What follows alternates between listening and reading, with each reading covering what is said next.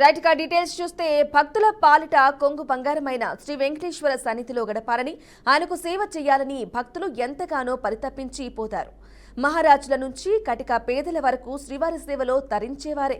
కొందరు స్వామివారికి కోట్ల రూపాయలు సమర్పిస్తే మరికొందరు భూములు ఆభరణాలను కానుకల రూపంలో సమర్పిస్తారు. అలాంటి వారిలో ఓ భక్తుడు శ్రీవారికి గత 27 ఏళ్లుగా పరదాలు కుట్టి అందిస్తున్నారు. స్వామివారికి సేవ చేసుకోవడం తన అదృష్టం అంటున్న పరదాల మణితో మా తిరుపతి ప్రతినిధి Gopinath face to face. Tirumala Venkateswara స్వామికి సంబంధించి ఎన్నో అద్భుతాలు ఉంటాయి. ఆ అద్భుతాల్లో ఇప్పుడు ఒకసారి మనం ఒక విషయాన్ని తెలుసుకునే ప్రయత్నం చేద్దాం. ఆలయం లోపల అంటే మహద్వారం దాటిన తర్వాత ఆలయం లోపల మొత్తం 7 ద్వారాలు స్వామివారికి ఉంటాయి, 7 కడపలు ఉంటాయి. అక్కడ ప్రతి కడపకు కూడా పరదాలు కడతారు. అంటే స్వామివారికి సంబంధించి లోపల కైంకర్యాలు కావచ్చు, పూజా కార్యక్రమాలు జరిగే సందర్భంలో అర్చకులు తప్ప ఇంకెవరు కూడా బయట ప్రాంతంలో ఎవరు కూడా చూసే అవకాశం ఉండదు. ఆ పరదాలు ఏ విధంగా ఉంటాయి? అయితే తిరుపతికి చెందినటువంటి వేణు టైలర్స్ సంబంధించి ఆయన సుబ్రహ్మణ్యం గారు గత 27 సంవత్సరాల నుంచి కూడా ఏదైతే ఇప్పటి వరకు మనం చెప్పుకున్నటువంటి ఏదైతే 7 ద్వారాలు ఎక్కడ ఉంటాయో జయ విజయుల కాడ నుంచి లోపల కులశేఖరపడి స్వామివారికి ఆయన స్వామివారు వెలుస్తున్నారు కాబట్టి అక్కడ వరకు కూడా ఈ పరదాలన్నీ కూడా ఏర్పాటు చేస్తారు. ఈయన మనకు సుబ్రహ్మణ్యం గారు అలియాస్ పరదాల మణి గారు. చూడొచ్చు ఎంతో చక్కగా, ఎంతో అద్భుతంగా, నిజంగా ఇక్కడే అంటే ఇక్కడ తిరుపతిలో ఆయన స్వగృహం ఇక్కడే ఆయన ఇవన్నీ కూడా కుడతారు. సంవత్సరానికి 4 సార్లు శ్రీవారికి ఈ రకమైనటువంటి పరదాలు సమర్పిస్తూ ఉంటారు. మరి ఇవాళ ఎందుకంటే అతి త్వరలోనే మరో 2-3 రోజుల్లోనే ఉగాది పర్వదినం రాబోతుంది. ఆ ఉగాది పర్వదినం సందర్భంగా చాలా అద్భుతంగా పరదాలు స్వామివారికి ఇవ్వడానికి ఇవన్నీ కూడా సిద్ధం చేయడం జరిగింది. మరి ఇప్పటి వరకు కూడా ఎందుకంటే ఎన్నో కార్యక్రమాలు ఆయన చేస్తున్నప్పటికీ కూడా ఎంతోమంది భక్తులు శ్రీవారికి సేవలు చేస్తుంటే మరి పరదాల మణిగా అంటే సుబ్రహ్మణ్యంగా ఉన్నటువంటి ఆయన పరదాల మణిగా ఎందుకు ఆయనకు పేరు వచ్చింది? ఎన్ని సంవత్సరాల నుంచి ఈ స్వామివారికి సంబంధించి మూలమూర్తికి చూస్తే నిజంగానే ఇక్కడ శ్రీవారే ఈ పరదాలో ఉన్నాడు అనడానికి చూడొచ్చు. ఎంత చక్కగా, ఎంత అద్భుతంగా, ఎంత డెకరేషన్ చేసి వివిధ రూపాల్లో ఈయన స్వామివారికి ఇక్కడ పూర్తి స్థాయిలో కూడా ఏర్పాటు చేయడం జరిగింది. మరి మనం మణి గారిని మనం మాట్లాడించే ప్రయత్నం చేద్దాం. స్వామివారు ముందు మీకు నమస్కారం. బీఆర్కే న్యూస్ తరపున నిజంగా ఇక్కడికి వస్తే మనము శ్రీవారి సన్నిధిలో ఆయన దగ్గర మనము ఏదో ఒకటి సేవ చేస్తున్నామా అనిపించింది. చాలా అద్భుతం. ఇక్కడ చూస్తే అలాంటి ఎందుకంటే అన్ని పరదాలు ఉన్నాయి. ఇది స్వామివారికి ప్రధాన పరద కాబట్టి దీని గురించే ఇక్కడి నుంచే మనం స్టార్ట్ చేద్దాం అనుకున్నాం. ఏంటి ఎట్లా చేయబోతున్నారు, ఏంటి ఎట్లా చేశారు, ఎన్ని రోజులు కష్టం, ఎన్ని రోజులు ప్రయత్నం చేశారు, ఇట్లా అవకాశం మీకు ఎట్లా వచ్చింది, ఏంటి ప్రధానంగా చెప్పండి. ఓం నమో వెంకటేశాయ.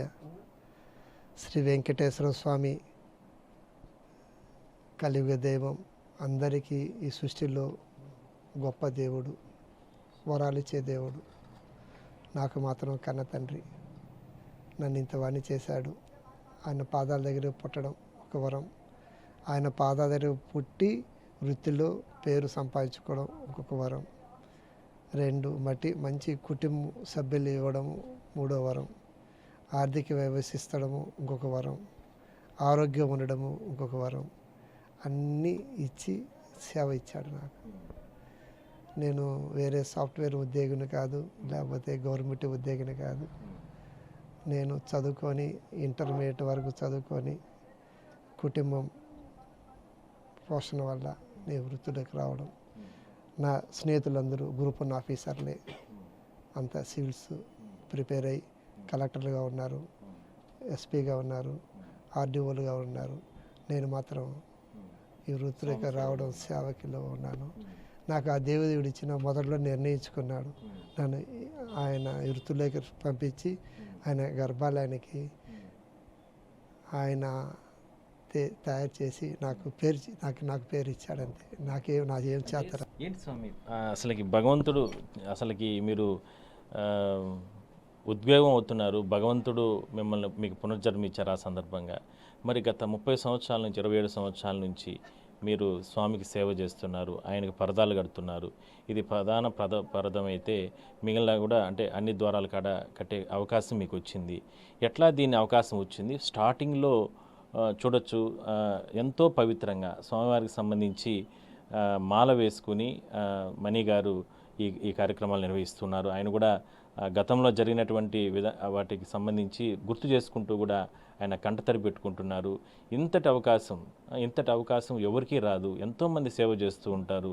అంటే వాళ్ళ స్థాయిలో తిరుమలకు వచ్చిన తర్వాత వాళ్ళు కానుకలు ఇవ్వచ్చు, లేదంటే ఆస్తులు ఇవ్వచ్చు, ఆస్తు పత్రాలు ఉండిలో వేసి వెళ్ళిపోవచ్చు, లేదంటే ఏదో రకరకాల కోరికలు కోరుకొని ఆ కోరికలు తీరిన తర్వాత ప్రతిఫలంగా కానుకలు ఇస్తూ ఉంటారు. కానీ ఇది సేవ, ఉచిత సేవ, భగవంతునికి చేసేటటువంటి సేవ.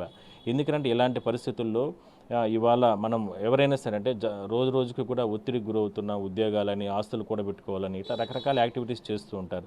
అలాంటిది ఆస్తులు కూడబెట్టుకునే విషయంలోనే ఎక్కువగా భావిస్తూ ఉంటారు.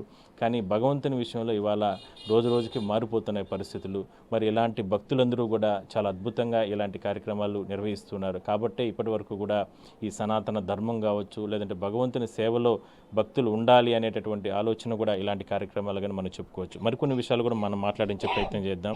ఎందుకంటే తను చాలా రకాలుగా కంటతడి పెట్టుకున్నారు. కాబట్టి ఆయనకి మనం మాట్లాడించే ప్రయత్నం చేయలేం. స్వామి చెప్పండి, ఎట్లా స్టార్టింగ్ మీకు ఈ అవకాశం ఎట్లా వచ్చింది? అనే పెంపకంలోనే పెరిగాను కాబట్టి నాకు సమాజంలో నాకు ఈ వృత్తిలో వచ్చిన ఆఫీసర్లంతా పరిచయాలు కాబట్టి నాణ్యమైన వస్త్రాలు, క్లాతులు, నేను టెక్స్టైల్స్ కూడా పెట్టాను. టెక్స్టైల్స్ కూడా కంటిన్యూగా ఉంది. ఇక అలాగా పోలీస్ ఆఫీసర్లతో యూనిఫామ్స్లో మంచి నాణ్యమైన పేరు. అలాంటి ఆఫీసర్లంతా గుడిలో ఉండడం, నా గురించి చర్చించడం, పలానా స్వామికి పదాలు సమర్పిస్తే మనీ చెప్దామని చెప్పడం, ఆ భగవంతుడే అది గుడి అధికారులతో ఆ రూపం చెప్పించాడా అనే భావనతో నాకు చెప్పడం, నేను పరుగున మహాద్వారకొండ ఆ రోజుల్లో పోవడం, స్వామికి ఆ రోజుల్లో సాయంకాలము తోమల సేవ జరిగేది, ఇప్పుడు జరుగుతూ ఉంది. అప్పుడు సాయంకాలం బ్రేక్ ఉండేది, ఇప్పుడు బ్రేక్. ఆ సందర్భం వచ్చింది కాబట్టి నేను చెప్తాను. ఒక్క సెకండ్ భగవంతుని దగ్గర పోయి అట్లా చూడాలా అంటేనే మాలాంటి వాళ్ళకి అవకాశం లేదు. మాలాంటి వాళ్ళకి కావచ్చు, సామాన్య భక్తి, మేమందరూ సామాన్య భక్తులే. మీరు ఆ సందర్భంలో ఇక్కడ వచ్చిన అధికారులు మిమ్మల్ని తీసుకెళ్ళి మహద్వారం గుండా మీరు అక్కడ అంటే స్వామిని చూసి, అంటే ఇవన్నీ కొలతలు వేసుకోవాలి కదా, ఎంత మెజర్మెంట్ ఉంటుంది ఏంది అని ఏమనిపించింది ఆ సందర్భంలో? ఒక అంటే భగవంతుని చూసి ఇంత పరదా కట్టాలి, ఇన్ని ప్రాంతాల కట్టాలనిపించినప్పుడు ఏమనిపించింది? స్వామికి వేల లక్షలాది మంది రోజు దర్శించుకునే ఆ గర్భాలయంలో ఏకాంతంగా ఉండేది కొంత టైమే సాయంకాలం తోమల. తోమల అంటే స్వామికి హారాలు మారుస్తారు గుడి శుద్ధి కార్యక్రమం అయినాక.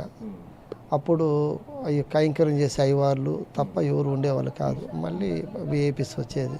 ఆ టైంలో గుడి అధికారులు చనువు ఉంది కాబట్టి నన్ను దగ్గర ఉంచుకొని స్వామి ఎదురుగా మూల విరాట్ నేను కొలతలు వెదరబెట్టి తీసుకుంటూ ఉంటే ఆయన ఎదురుగా తన తండ్రి దగ్గర బిడ్డ ఎట్లా ఉంటాడో అలాగా ఆ తండ్రిని చూడడము, తన్మత్యం చెందడము, మళ్ళీ కొలతలు మర్చిపోవడము, ఇంత మహాభాగ్యం కలిగించావా తండ్రి అని చెప్పడము,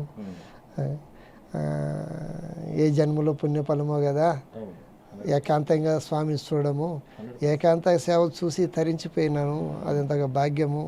అది మాటలు కూడా రాదు, భాష కూడా నాకు తెలియదు. ఆనందం పడడం తప్ప, ఆనంద బాష్పాలు తప్ప ఇంక వేరేదంతా ఏం లేదు. కూడా మనం ఒక భక్తుడే, సేవకుడే, ఆయన కూడా మనం ఇప్పటివరకు కూడా మనం మాట్లాడించే ప్రయత్నం చేద్దాం. మనం కూడా బీఆర్కే న్యూస్ నుంచి ఆయనకి ఆల్ ద బెస్ట్ చెప్దాం.